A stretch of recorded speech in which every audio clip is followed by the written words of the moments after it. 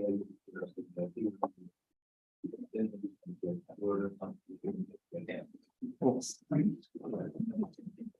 everybody. Welcome to SEC seminar and one time plan. If I have Siddharth, Garg, faculty from the EC department in NYU. He's going to be visiting us for an extended period of time, sometime later next month, November. We thought we'll have a talk this week so that we'll know what he's talking about and spend more time with him. Siddharth did his undergrad from a junior of mine from IIT Madras and trying to do his PhD in, let me get it right. He's in CMU and Waterloo, which is the CMU and then was faculty at Waterloo and now currently faculty at NYU. He'll be speaking on trustworthy corporate. Thank you so much for the invitation. I'm really looking forward to my time at VFR. I feel like I was saying, I thought it'd be a good idea just to kind of give people a flavor of the types of problems that I work on, so that we can have more productive discussions when I'm here.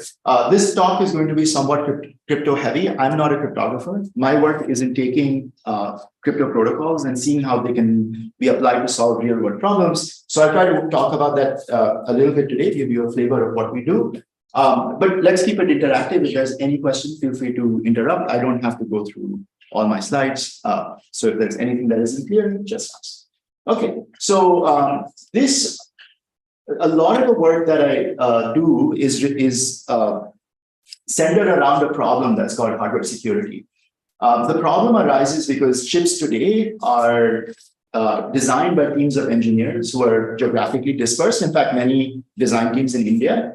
Oftentimes, these chips have what I call external IP blocks. So you're buying like little pieces of a chip from a variety of places and putting them all on the same piece of silicon. And then, of course, we know that there's this massive issue of fabless manufacturing. So the United States, India have really lost the edge in terms of advanced CMOS, advanced semiconductor manufacturing technology. So India, even more so, there's really no advanced fab in India, which means that every chip that we use is actually fabricated outside of India. And that's potentially problematic because essentially the person who's fabricating your chip can do fairly devious things without you finding out, because you can't really, once you get a chip back, you can't really look inside the chip to see what it's doing, right? So you're really trusting that this black box that you're getting back, let's say from a fab in, there's no reason to suspect Taiwan, but let's say from a fab in Taiwan is problematic, is potentially backdoored. All right. So there's a range of different security risks that come about because of this outsourcing. One of them is intellectual property theft, right? You're sending your chips to some third party. How do you know that they're not stealing your intellectual property? Perhaps more disturbingly, this problem of the chip actually even being modified with a backdoor that could do, arbitrarily bad things during the lifetime of the chip. Okay, so yes. When the chip is sent, so how are the specs sent? How is the guarantee sent? And how is it tested when a chip is? The spec is sent in the form of a layout. It's called a GDS2 file. It's literally like paint. Okay, so it's literally like boxes that are connected to each other in a certain way, and that's the physical, layout of the chip, if you will, like which transistor is where, etc., etc. The fab is then essentially printing that layout, right? It's essentially a printer at the end of the day. And then they will give you back either bare chip. These are not packaged, but you still can't look inside them. And then there's like a bunch of what are called test vectors that are some inputs. You can think of it as a combination for now as just some combinational logic, right? Some Boolean functionality. And you can't test it exhaustively, but you test it at some predetermined inputs and make sure that the output is correct. So that's really, so you're getting kind of input-output visibility, potentially some visibility into internal values, but that's about it, right? There's no other, you do like power, you check how much power it consumes, what frequency it runs at, but it's very coarse measures of the chip's function. Does that answer your question? Any other questions? Have there been cases where something has been done? There have been reports, right? What I can tell you is that when we talk to US kind of DoD people, which we do frequently, they are just endlessly worried. And it's their job to worry, but they are also just endlessly worried. And they will say things like, we can't tell you. but we are very concerned. Trust us, there are good reasons for us to be concerned. And there's all types of reports. If you really can start digging, there are lots and lots of reports of things like this. Nothing that has been verified that I can put on a slide. That makes sense. All good? Great. So this is a significant problem. And in fact, the US recently announced what they call the CHIPS Act. And one of the things that the CHIPS Act seeks to do, actually the primary motivation is to move semiconductor manufacturing back onshore, in large part because of security issues, because they see that their partners, at least globally and strategically, might change over time, right? So if, for example, you lose access to Taiwan, that makes it very, very problematic. Okay, so as I said, today I'll talk a little bit more about this malicious foundry kind of threat model. So you have a netlist, right? A netlist is nothing but a kind of combination, if you will, of Boolean logic gates that implement some Boolean functionality. That netlist is sent to an external foundry in this format that's called GDS2. It doesn't look like this, but it doesn't matter. And the foundry has some malicious entity, or the foundry itself is malicious and inserts a quote unquote bug or backdoor in the chip intentionally. These are arguably more pernicious than software viruses because they essentially instantly affect all chips. They don't have to like worms do go from one computer to another. And then they're really difficult, if not impossible, to patch because chips don't tend to have reconfigurable logic, unlike software, right? With software, you find a bug, you issue a patch, there's no such thing. Right? And we have evidence in the past of companies that had like significant software silicon bugs that had to withdraw their chips. And that, of course, in addition to security issues, has massive impact on reputation and so on. And then the US DoD will openly say things like this. This is, in fact, from a few years back, right? These remotely operated kill switches and hidden backdoors can be written into computer chips. And these are significant concerns. Not only, I would argue, for US DoD, but should also be significant concerns for India. So I'll give you some examples of the types of attacks. These are now quote unquote proposed attacks in literature, right? In large part because we really don't have access to real world case studies. For example, this is one of the earlier ones, a privilege escalation attack. So essentially a certain sequence of instructions in your processor would cause your super user bit to be raised to 1. And then whoever is running that program will get unauthorized access. Unauthorized super user access to that processor. There was another one which has disappeared from my slide. Oh no, here it is. Okay, so this was really nice. This was a demonstration at Oakland in 2016. The same time we were actually proposing a defense that I'm going to talk to you about. This is called A2. It's a single capacitor that's inserted into the silicon. And what that capacitor is doing is that it's sitting and collecting charge. So every time a specific instruction is run through the processor, that instruction also deposits some charge on that capacitor. Eventually, the charge exceeds a certain threshold, and then that triggers this kind of backdoor, a bit flips, and then all types of bad things happen. So this is, for me, super useful to talk about as well when we think about defenses, because it's one of these attacks that is so small that it is actually very, very hard through any optical means to actually even figure out that something weird has happened. Okay, so very compelling example of the types of misbehavior that can be inserted inside silicon.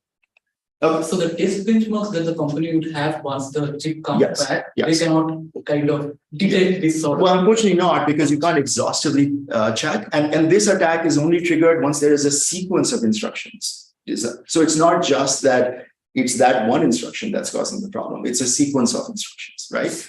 And so even if you had testing, the idea that you'd be testing all possible sequences is hard to fathom, right? So it's a significant problem, at least academically. There are these approaches to address it, trusted foundry programs that the US had started, where they would essentially go and vet every employee, let's say at IBM. And that, is expensive and hasn't really worked out. And there's a essentially very large number of papers that do what is called fingerprinting. So you basically take your chip, you have these test vectors, of course, that test for functionality, but also you check for power, area, timing. Are all of these similar to or different from what my design was supposed to spec at? But the challenge is that chips are, when you fabricate a chip, there's so much variability in the manufacturing process that you would expect to see significant gaps anyway. And so that really makes it difficult to argue that any, let's say, 5% increase in area is a consequence of some Trojan behavior. And in any case, as I showed you, you can actually insert very tiny Trojans that have very negligible impact on things like power, area, and delay. Okay. So when we started looking at the problem, and I was looking at it in 2014, just as a backstory, my now colleague at NYU, Mike Walfish, was presenting a talk in my department on his work in outsourced computations. And he was interested in software outsourcing, sending computations to the cloud, and verifying the integrity of computations happening on the cloud. And he was using interactive proof protocols for these external third parties to prove the correctness of the computations that they were performing. And that's where we kind of came up with this idea of using similar methods to verify the computations happening on a chip. After all, if you really think about it, chip manufacturing is just another way of computational outsourcing, right? And in this case, essentially the structure is very similar. There's this thing, a black box, that's performing some computations for you that you don't fully trust and you can't look inside, which is exactly what happens also when you outsource software to a third-party cloud for computation, right? So this is the big picture, right? And by the way, these slides are 2018, so they're a little out of date. So, this 180 nanometer and 16 nanometer is not perhaps the most, are not the most representative numbers. I don't know the number for India right now, whether our fabs allow for 180 nanometers or have we gone beyond. Sorry, what is 180? Oh, it's a good question. I'm sorry. When I talk to audiences, I should remember that. Okay. So the way that we benchmark chip technology is the smallest size of a transistor that we can print on a chip. So if you think about Moore's law, it talks about putting more and more transistors on a chip by making them smaller. So the natural lingo is like a nanometer scale that tells you how small the transistors are, right? This results in quadratic improvements in power, area, and so on. So Taiwan at the time was doing 16, now they're doing 4. It's been pre-pandemic, so 4 years. India, I don't know how far it is. I haven't checked, but it used to be that I think there was a 180 nanometer fab. So these are the fab companies which are located in India. I believe so. I believe there's a fab in Chandigarh. Now, when I was making these slides, I did some research and found out what we could do. I don't know if they're commercial fabs also. They could very well just be like small DRDO fabs. I don't know the details. This is what I gleaned at the time. But there's a huge, what I can tell you is that I would imagine that this gap has only widened, right? Because it's actually very difficult beyond a point. So 16 nanometers is smaller than the wavelength of light you use to actually print this chip. So what you're doing, sorry, this is actually maybe tangential, but it's very difficult to get beyond, to get to what we call sub-resolution lithography. Okay? So I don't know. So but this gap almost certainly has grown since then. There's already a 10x gap, which implies a 100x to 1000x gap in efficiency, actually, power, performance, area, etc. Okay, so everything good so far? Great. So the idea is the following, right? So this is the setup. To your point, I guess. So what we're doing right now, we're sending some functionality FFX that needs to be kind of fabricated on a chip to Taiwan. And that's it. You kind of trust that these guys are nice people and they're not modifying FFX. But what if you don't trust this third-party foundry? What we propose to do is to ask the third-party foundry, in addition to putting in logic and transistors that compute FFX, to put in logic and transistors that implement what I call a prover. And this prover is going to prove to me, the user, that the functions that are being computed on the chip are actually being computed correctly. Okay? And then, of course, I need to verify that functionality. I need to verify the proof, actually, sorry. And I'm going to do that using my 180 nanometer fab, right? If verification effort is cheaper than computing FFX, then this system will work out. And the prover is not too expensive, right? Because otherwise, if the verification effort is more than FFX, I would have just implemented FFX in Chandigarh in 180 nanometers. Okay, so this is my threshold for success for this setup. And then we'll essentially take these two things, we'll put them on top of each other so they can communicate with each other with high bandwidth. And this system is hopefully trusted because we have this prover verifier pair, and will be compared against two baselines. One is f of x at in Taiwan, which is untrusted, and f of x in India, which is trusted, of course, also, but presumably slower than this alternative. Okay, so that's the setup. Is everyone okay with like the big picture motivation? Okay, all right. So one very basic question. Yes. So, but the prover may not be verifying something which is, let's say, a Trojan back Right. Trojan. Like Right. It's computing the function and It's just verifying that f of x is being computed. I mean, which may not include the backdoor Trojan. But who cares if the backdoor is not doing anything? Right. If maybe the backdoor exists, I don't care. We're going to do this in the field. So for every x I give you the chip, right, and I get a response f of x, every input-output pair will be verified. Now, if the backdoor is not being activated, is not actually modifying functionality, at that point I'm fine. I just need trusted computations, right? There's a separate question of like, okay, you know, right? Like, but if the backdoor ever activates, then you want to catch it, and then you can go and do, I don't know, go and like shut out diplomatic. So the functionality may not really capture the security aspect. Yeah, it may not really. So that's a good question. So it may not capture all security aspects. I would argue that actually, if your function is well specified, I don't see why not, other than side channels and things like this, right? Non-functionality security issues. So where it is like function. correctness rather than security, right? But in the sense that for me right now, security is, well, let me say, in the sense that for now, security is integrity of this function f of x. You could have like leakage of information. You could have like side channel leakage of information that you will not capture. But anything that is formally specified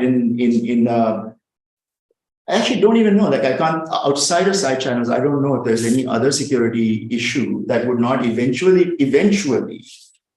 be detected as some modification of f of x. So, for example, if we, okay. Right. I guess there are a few examples. So yes, we will take them one by one. So I just want to get like, so this, the prover that is now added to this chip. Yes. Is at a per instance level, right? Like, Yeah, for each chip example, has a if prover. you are going to, if I'm going to give this chip an input of x, Yes. the chip is going to say that, okay, f of x is my output. Yes. But I'm expecting the chip to also tell me why it is f of x, which I can then. Yeah, will give me a proof that I'll show you the structure. So just to sort of go back to your previous example, where, you know, suppose you had one of these sort of Trojan capacitors that was there, where suddenly one of these bits, output bits of f will get flipped. Yeah. Then on one hand, your prover is going to tell you that this particular input sequence would not have led to that bit flipping. Something of that sort, I'll get to. But whereas you will now see that bit flipping. That. So you're hoping that the verifier basically catches that and just stops that from happening. Yes. So, Correct. okay. Perfect. Yes. They'll do the same thing. Suppose the f of x plus prover can have this Trojan capacitor. Yes.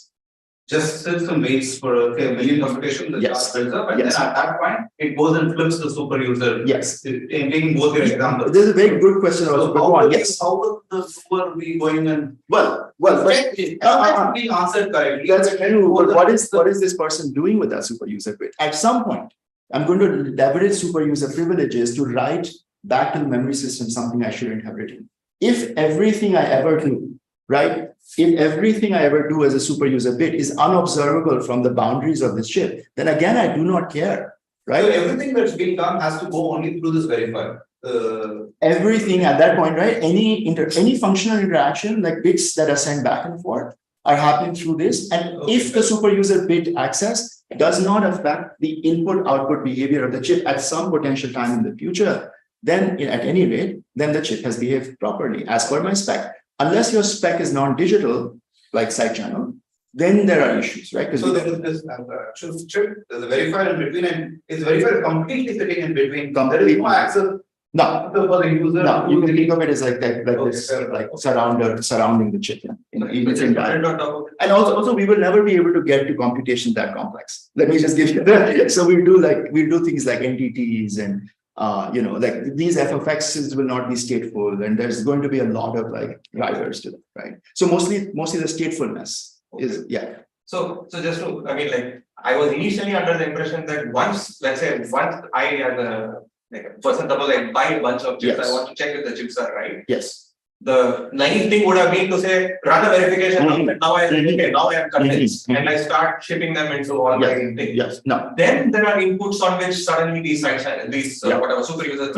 That's not what we are doing. No. What we are suggesting is that every single device that uses the chip will be stored like will be this. stored like this. Yeah. Okay. Yeah. So this is not like this is called like, pre-silicon, post-silicon testing, basically. Okay. So every company does that, right? They do a lot of post-silicon testing before they send their chips out to the customer. This is not, post-silicon testing in that sense. It's actually in-field all the time, right? And fully surrounding this chip. So basically the verifier is going to verify like runtime abnormalities. Absolutely. Yeah. Right. Because you can't get away without verifying runtime abnormalities. So this is going to cause a huge overhead. It's going to be a huge overhead. Well, so indeed, right, that in fact, much of our conversations when we started this project was Mike, my collaborator, telling me it's really expensive, man. I'm like, yeah, right. I'm like, well, here's the opportunity. Your alternative is this, is doing FFX in 180 nanometer. This gap is massive. Right. So the alternative of trust, which is what India really does to some extent, I think whatever needs to be done on shore is done on shore. You're losing so much efficiency from not having access to 16 nanometers that if I can close that gap, right, the cost with respect to just FFX in 16 is going to be massive. But that isn't a fair comparison because that is not trusted. Right. So the question is like, can I, and you can actually view it as a negative result, which I kind of do, which is, yeah, it's really, really expensive. It's slightly better than the alternative, but only slightly, right? 3x or something. Right? So, yeah. Is this implemented? No, I mean, is this implemented in our lab? Yes, but is it done in practice? No, because it's very expensive. And for me at that time, it was really a thought experiment to say, well, at least let's benchmark where we are. And I think the answer is, yeah, you're slightly better than the alternative, but crypto is as Prahlad. No, it's like crypto is complex and requires lots and lots of costs. Maybe there are ways to make it cheaper. I don't know. And most importantly, maybe there are ways to make it cheaper by relaxing some of the assumptions. But I don't know the answer to how to relax the assumptions in a mathematically precise manner that reflects some real world constraints on the attacker. But if one could relax those assumptions, then I think one could get to, right? So this is almost like, okay, like scraping the outermost layer of what potentially could be done. Right? And just as one more little story, so we did write a proposal built around some of these ideas with Prahlad, you might know Mariana Rekova and Rosario Gennaro and Abhisharat, in fact. And a lot of what we were hoping to do was that, but it's hard. And over 5 years, we really couldn't. And I say I put it on their shoulders. Couldn't really kind of make headway into how do I make this cheaper. So if I had to do this for India, I'd buy one chips from Taiwan, one from Germany. Yeah, the same you could do that. If I could go wrong, then no. But then why? If you trust Germany, then you would be fine anyway. But you're like, okay, I'll have like some distributed. I mean, I have redundancy built in. Yeah, that's a very good point. Yeah. That's a very good point. Germany doesn't have this either. So the issue is but the issue is there isn't a someplace. I see. You tell me the someplace. It's Taiwan. Okay, something like that. It's Taiwan, South Korea, China over. Taiwan, we don't know. It's a huge business opportunity. Well, setting up a advanced fab is really expensive, right? And so Taiwan is trying to do that in the US now, and they don't like it. They're like, your workers will go home at 6. They complain when we make them work 20 hours. It's like, what is this nonsense? Sorry, I should have said that on video. So you're asking, India don't have these fab locations here because there's some flood risk over the next 30 years. Climate change. In India? Yeah, there's some major factor that came. I don't know. It was flagged out by some agency that the cost is 35%. Really? Yeah, no, it's very, very expensive. Yeah.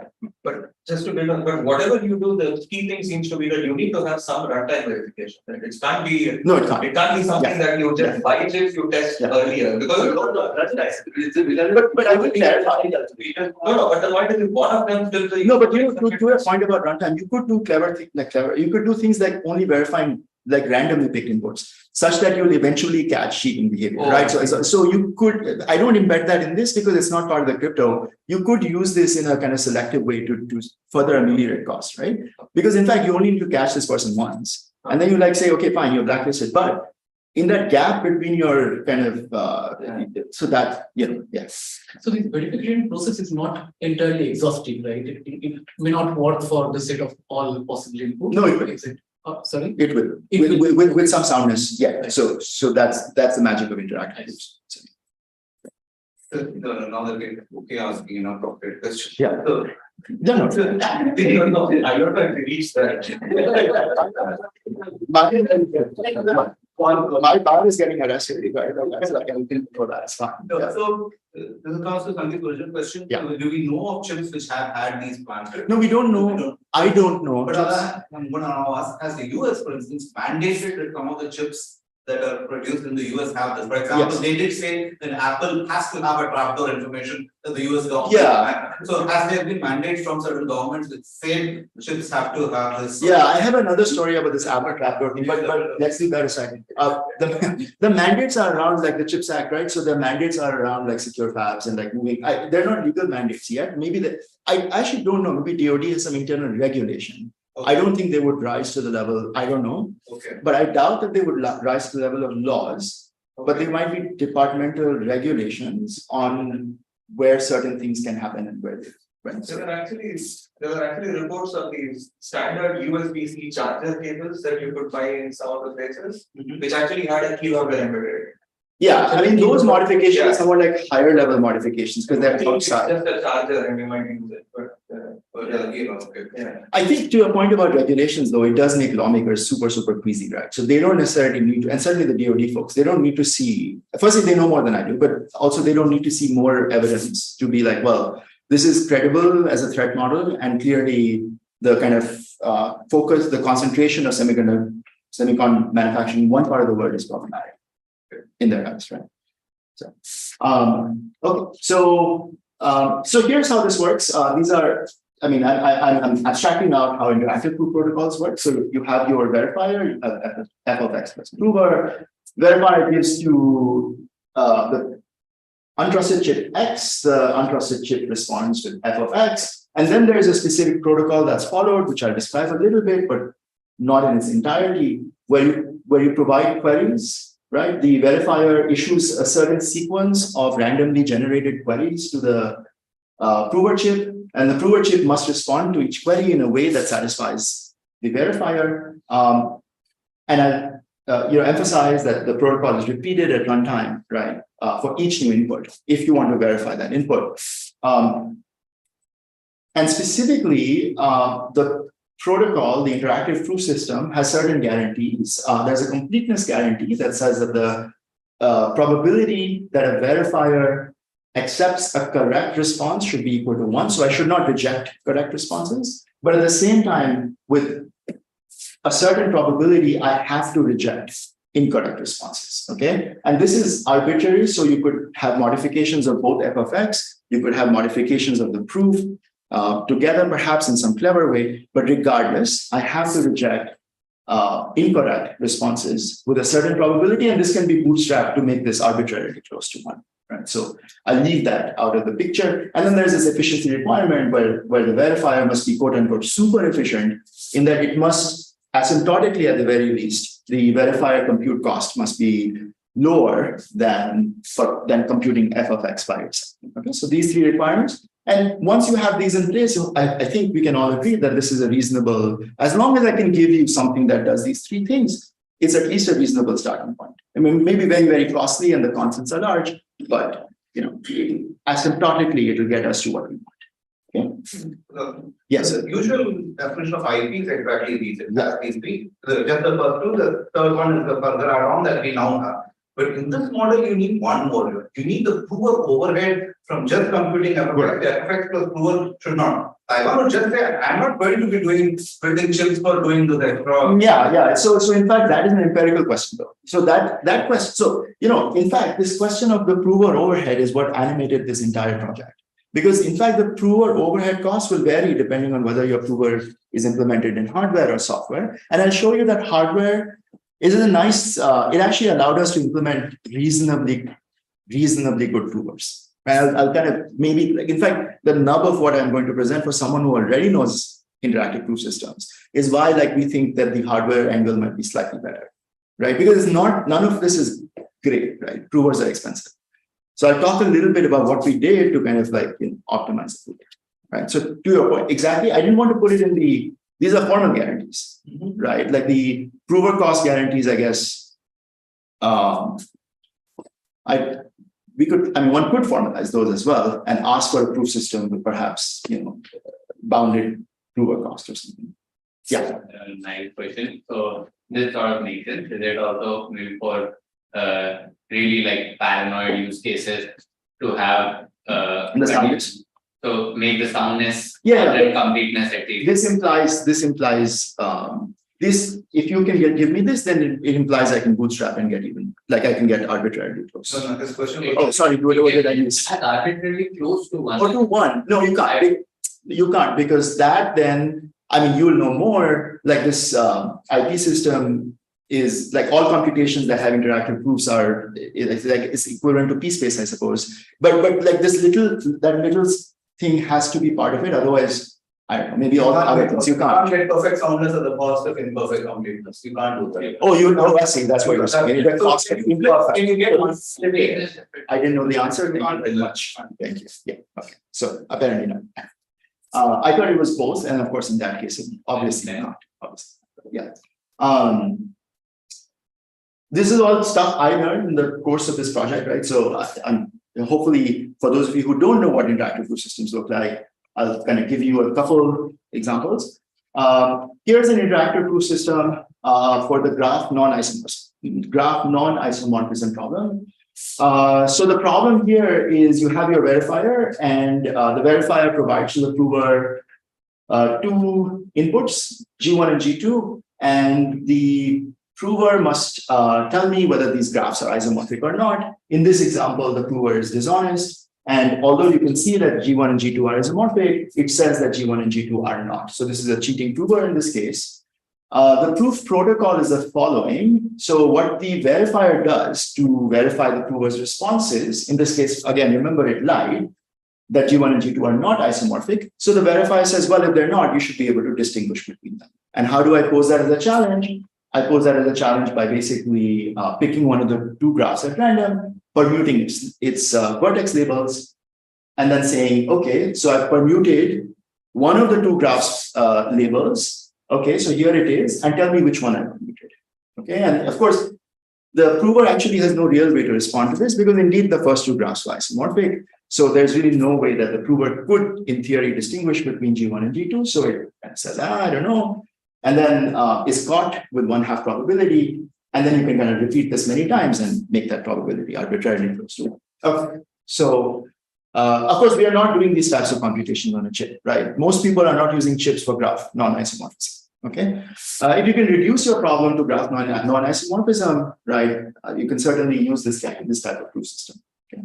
Okay. What types of computations? Actually, I won't even, I'll give you another IP system. This one I want to talk about because it is the root of the interactive proof system, or at least the backbone of the interactive proof system that we do end up using. Okay, so this is called the sum check problem, right? There's a proof system for the sum check problem. Here you have a polynomial G. It's a d-degree polynomial, and the computation that you need to perform on the prover side is this is your f of x. The f of x is compute the sum of G for all points in the unit cube. So this is G has no special structure. It has 2 to the power n evaluations, right? And then you're going to sum up those values. And the prover does that and says that the result is C, and tells the verifier the sum of this polynomial on the unit cube is C. Now, the verifier must make sure that indeed the prover is provided the correct response. The verifier needs to check this claim. How do they do that?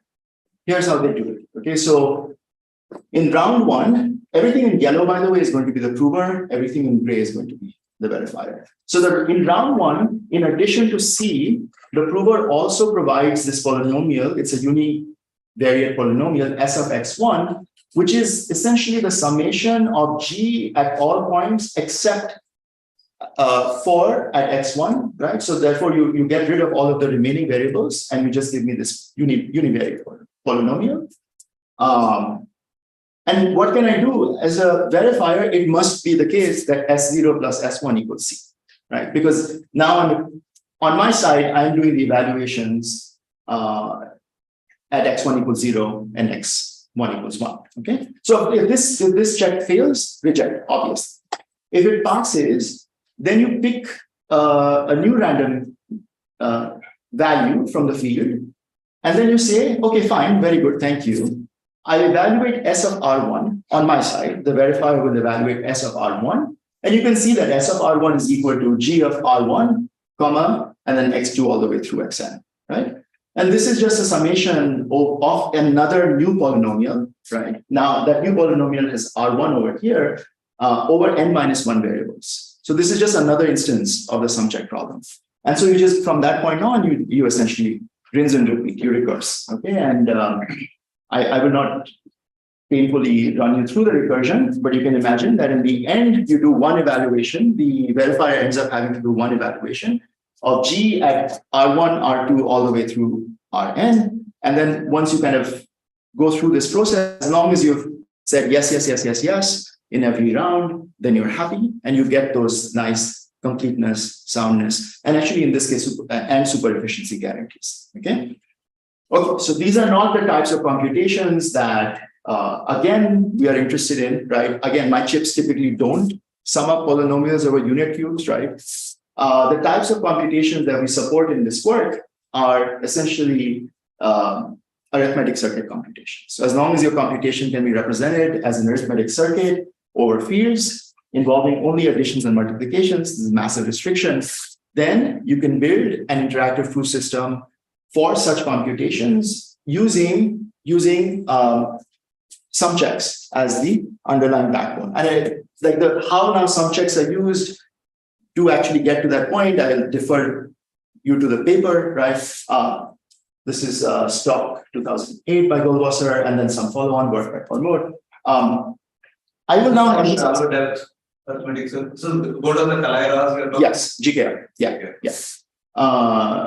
Yeah. So I'll leave the details of GKR to the interested reader. But one thing I'm going to point out, and this is really important from a hardware standpoint, what's kind of interesting about the way that this proof system works is that you start with some claim on the outputs of your circuit, right? Because that's what you've provided back to the verifier. And the claim on the outputs of the circuit are converted into a claim on the inputs of the last layer of the circuit, okay, which are then converted into a claim on the penultimate layer and so on and so forth until you actually end up with a claim on the inputs themselves. The verifier has the inputs, so the verifier can evaluate that claim. Okay, what is nice is this structure actually kind of really nicely maps to the most important trick that we use to build efficient hardware, which is pipelining. Okay, and so what we're able to do in terms of a hardware implementation is actually like pipeline the prover. So as it is going forward step by step, the proof system is working backwards. So there are new inputs streaming through the processor, and then at the same time, old inputs or outputs corresponding to old inputs are verified from the output back towards the input. So this kind of structure of the proof system was very amenable to a hardware efficient implementation, which is for me interesting as a hardware person, because I'm always looking for ways to, leverage hardware tricks to speed up, in this instance, how these crypto algorithms work. Where are we on? Good, that's fine. So I will not bore you with these details, other than to point out that we built essentially this system. It's called Zebra because I was at some zoo in Amsterdam when we were deciding the title of the paper. That's outside, like the little zebra pen there. But anyway, so now let's get to like actually empirical data. So 180 nanometer trusted fab, that's my baseline. Okay, and my I'll compare that baseline against a solution that has a 16 nanometer prover and a 180 nanometer trusted fab. I'll also look at the impact of this technology gap on the efficiency of my prover system, Zebra versus the baseline. And we look at metrics that are very commonly used in hardware design: energy, throughput, and area. Okay, and so the top line result is the following. This is on the x-axis, the depth of the arithmetic circuit. that we are verifying. And the y-axis is performance relative to native baseline, which is the 180 nanometer option. And then we're comparing energy, the green points, right? And then also another metric area divided by throughput. And notice that on energy, which is probably the most natural metric to use, you start seeing benefits of the zebra system at reasonably sized arithmetic circuits, depth 12 and so on. You can get up to 3x improvements. Okay, so you are better off. Now, does the 3x matter? Maybe, maybe not. This is one technology node.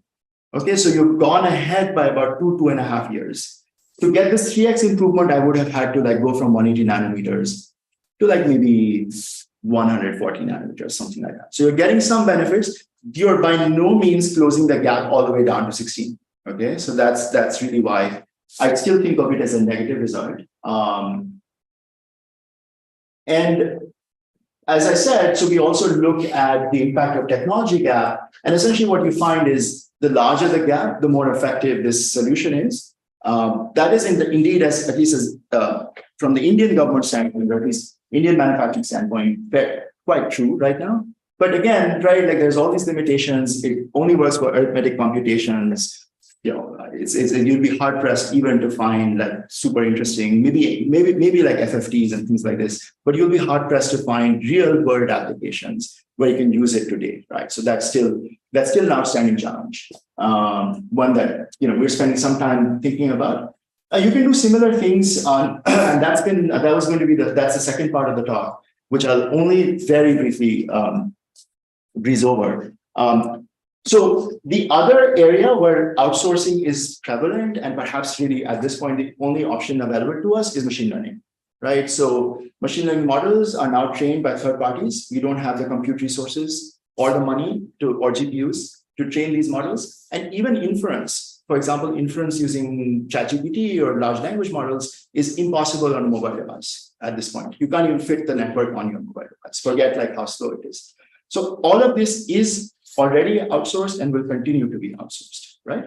And this raises some very fundamental questions, right, about integrity and privacy, okay? How do I trust the integrity of training? How do I trust the integrity of inference responses?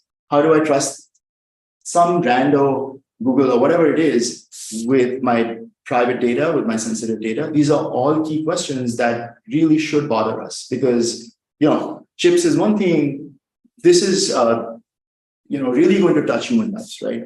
Good ways and bad. And unless we start answering these accountability, transparency questions about machine learning, training of these models, etc., I don't think I would not recommend that these be pervasively deployed. All right? Yes. Oh, sorry. Not definitely. Yeah. Which you have. So typically, the proof of verification thing, which has been worked in both the GKR paper and the earlier IP response, there's this all-powerful prover who can compute or anything, and you have this very weak verifier who's trying to set it up. And that's why we needed super efficient verifiers. Running time should be polylogarithmic and possibly the running time the prover takes. And that's what that put a lot of restriction on how computation. You can relax that super, like it need not be. No, my prover is not all powerful. I just have a prover which is 1,000 times faster than me, and I want to test that prover. So this changes the game a little bit. That is, the verifier doesn't have to run and it has to have a polynomial efficiency over the computation. It can only be polynomially slower than the prover. That's all that. In fact, it's not even polynomial. The way your setup is, I have a chip which is going to take 1,000 times more time. You mean this one? The untrusted. 180 and 180 is 1,000 times. Trusted fab versus the 60. No, that's right. You're saying that 1,000 gap is. I only factor. This is true. I don't need one to get to verification with that one. I don't need this. Whereas GK and all, but the verification time all the way down to logarithmic. So it's admittedly that you go beyond shallow depth arithmetic circuits. No, you're right. So, I think you're saying that, look, if I know the gap in advance, which is 1,000x, I just need to bridge the gap. And I need to be faster than the 1,000x gap. And so certainly that's another assumption that could be relaxed about the super efficiency and to see where that will, so I don't know the answer as to where that will lead you, right? But it might lead you to solutions that involve, that might be the most obvious way of trying to bridge the gap. And that's a very good point. Not one that I thought about previously. It's a good point. Yeah, because the constants get known, right? Sorry, the coefficients get known, right? Like the gaps and so on. Okay. No, exactly. Okay, so let me give you two key results, I guess.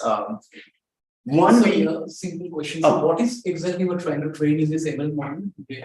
No, this is a generic picture. It's nothing specific, right? There are two things, right? I have lots of data. I want to train a model on it. I don't have the resources. I send it to the cloud for training, get my model back. How do I trust that the cloud gave me a model that isn't? I'm not even going to address that. That's, I'll speak today briefly about inference. So inference is there's a trained model like ChatGPT sitting in the server somewhere, and I'm always communicating my data to ChatGPT, getting responses back. ChatGPT may be modifying those responses for all you know. And certainly I'm not super comfortable giving private information to OpenAI, right? Given how irresponsible all of these people are. So the two questions are privacy and integrity of inference. Okay. And I'll claim that, similarly, you can use, this is the first setup, which is this integrity question. I provide you, there's a model in the cloud. I provide an input, get a result back. Should I accept it or not? I need to verify that the model was correctly evaluated. That's all, right? And you can use interactive proof systems for that as well. There's a couple things here that make it kind of interesting, which is, this is what a deep neural network looks like. Okay, so it's doing essentially linear operations, matrix multiplications, followed by some nonlinear operations. Here, typically use what's called a ReLU, which is a compare, right? You look at the input, compare it against 0. That's problematic because you can't represent that. You cannot represent that using an arithmetic circuit running over large fields, which is what we're doing for the matrix mults. But you can actually train neural networks with polynomial activation functions. They work just about as well. And so what we did was now you have actually, this entire thing is an arithmetic circuit.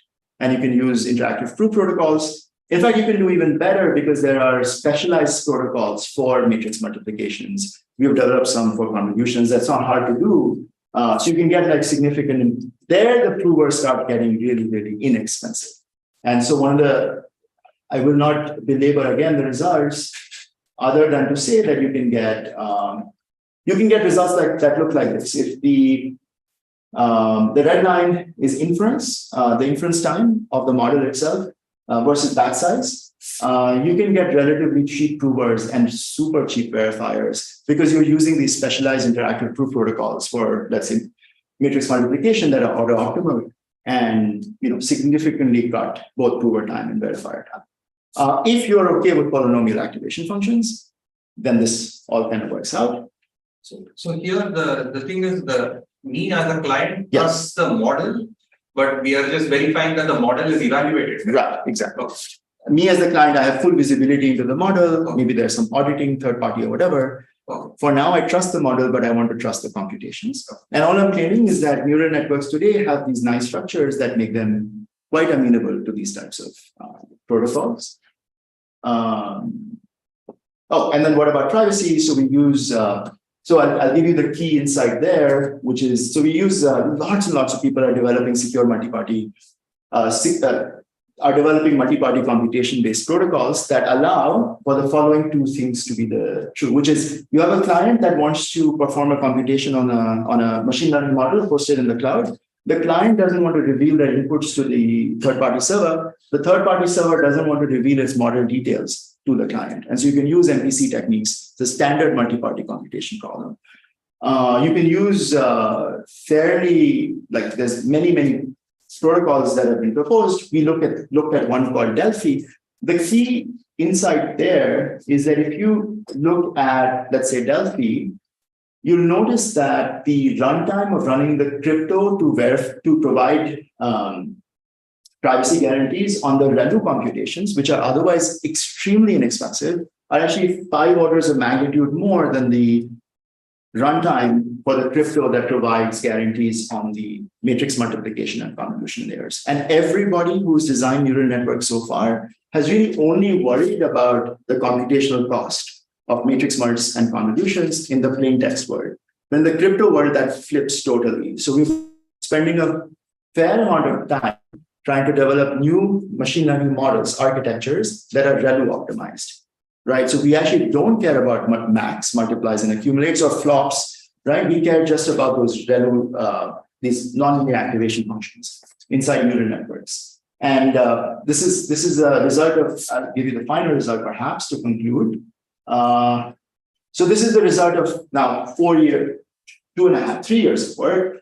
This paper showed up at ICML this year. This year. And what we're plotting here is the number of ReLUs in your neural network versus accuracy. And we'd like to be on the Pareto boundary of getting the maximum accuracy for any given ReLU budget. So the blue line is, some of the networks that we trained, compared against some of our own prior work. The baseline networks, right? These yellow, these guys here. So you get a significant boost in accuracy for the same ReLU budget, or you can get far fewer ReLUs, right, for similar accuracy. And that's really, something that I want to work on going forward is, thinking about this intersection or interaction between cryptography on the one hand and the types of computations that we want to provide guarantees on the other, and how the two can be co-optimized, right? So you don't want crypto people designing crypto protocols in isolation, and then ML engineers or hardware designers designing their chips and machine learning models in isolation.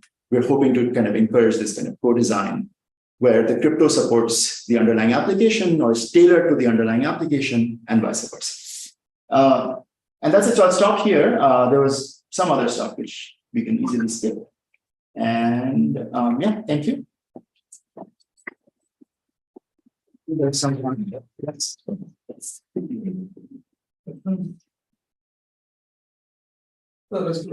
in the setup where you I'm trying to. So I mean, somehow these two seem to go against each other, but like in the sense that on one hand, I might want my computations to be private. In the ML context, yeah. And I can also imagine that they may be whatever the cloud providers, etc. Maybe they don't want the model to be so there is this privacy notion. Right. But at the same time, I want to be able to verify computation. Exactly. You want the model to be reviewed. So right now, these are like two separate. Right now, you have to think about it carefully. You could use some like zero knowledge systems and so on to kind of talk about both. In fact, zero knowledge will add that additional layer. Okay. Right. Like, but it's not something that I've thought about in any depth whatsoever. Although there's some like ongoing work. Right now, these are like two different universes. Right? And the other thing I wanted to get a sense of is so what should I be thinking of as, in some sense, the complexity of the function on a chip? So I would think that each chip is probably going to do something rather simplistic. Yeah. Well, no, I mean, not when you go to these LLM things. No, but we're just talking about one chip. Right? One chip can do. Yeah, I mean, chips can be like, Google TPUs do all kinds of like crazy stuff, right? So chips can be large, chips can be small, right? One way to think about what is happening now in the chip world is this move towards what's called domain-specific acceleration. So companies are being encouraged to design special purpose accelerators for let's say killer kernels, right? That are repeatedly used, for example, FFTs. And so you can imagine, and this is what there's this move towards what they call chiplets. Each chiplet does some computation extremely well, dedicated to that computation. And you try and put a system together by buying chiplets in the market that do a variety of these. So complexity-wise, look, I mean, you have small chips and you have large chips, right? The large ones are very, very, very complex. We're talking like several billions of transistors, right? They do shallow depth. That's about it. That's okay. No, I was just wondering. So here it feels like maybe shallow depth, you mean logarithmic can be. They're not very sequential algorithms. I see. That's all I mean by it. They're not very sequential algorithms, right? Okay. But the thing is, with sequential algorithms, there's really little benefit of acceleration anyway. Most acceleration benefits come from parallelism and pipelining, right? So, yeah. So the complexity, right, in software, obviously we have. I mean, I was trying to get a sense of, if I want to think of it as a proof size. Compared to input size. So the input was like I have an input X and I was computing f of X. Whereas I'm now going to do some computation on the proof. Yes. In some sense. But I was trying to get a sense of what can I hope for from the proof size. Because on the face of it, it felt like the proof size is probably going to be linear in the input size. Not yet, but And log n. Okay, even like if I'm super optimistic for something like that. Because then it somehow felt like if my function itself is not too complex, Then why what's do the I? point of proof being like this thing? But actually that's not the case. Okay, no, I take that back. So the function could be significantly more complex. Yeah. And yeah, okay. I was wrong with the answer to Varun. Varun asked about these paranoid users in which you want perfect soundness. Perfect soundness is NP. So define it will IQ will not take these space. It will Yeah, call it yeah. NP. But here We are fine with NP. There are problems. Yeah, Yeah, you could have perfect that's, soundness for all that. these are all So problems. like you want to use interaction to shave off interaction, right? Yeah. So So in these cases, you could have Yeah. perfect sound. No, these are all problems. These are Right? all- No chip is doing like. I mean, even like solving sad instances, then you're not getting the completeness and soundness guarantees in these. Yeah. No, so this is perfect soundness and perfect completeness. No, right now they have. No, even for problems in P, you have to compromise on Completeness something. and this one. I think what we said will just become NP. yeah, it's usually a complexity problem.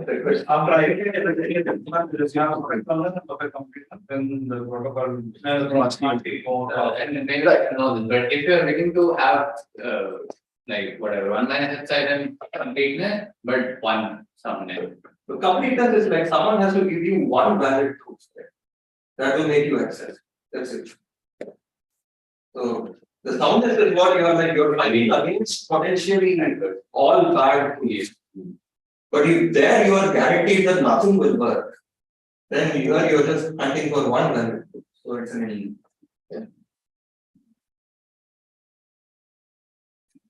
Any other questions? So in the ML context, for the kind of guarantees that you were looking for, is it possible to kind of encode some of them using some SMT solvers? Or? The integrity guarantees. Yeah. So Well, encode them as an SMT. Well, but yeah, those would be those are different. These are runtime. The threat model here is that you have somebody arbitrarily changing the result of computation. Your SMT solver will tell you that this network has these nice properties, right? That small modifications in the input, for example, don't result. But those, I mean, the ReLU, I believe, will have some piecewise linearity. no, true. So there's a lot of work on formally verifying nice properties about neural networks. It doesn't scale to the sizes we would like, but those are design time guarantees. Those are not runtime guarantees, right? I could verify the network has amazing properties, small changes in input don't cause it. But when I deploy the network, my third-party cloud could just flip the result of an output. And it doesn't matter anymore, right? Yeah. So there's a huge body of work, in fact, in the formal verification community. But it's those methods don't scale either, right, to large machine learning models. And of course, they are orthogonal, but they don't separately. They don't scale.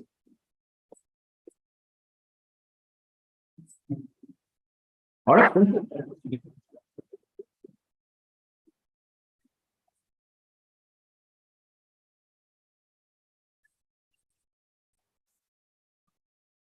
Oh, but I just industry. Yeah. I think that can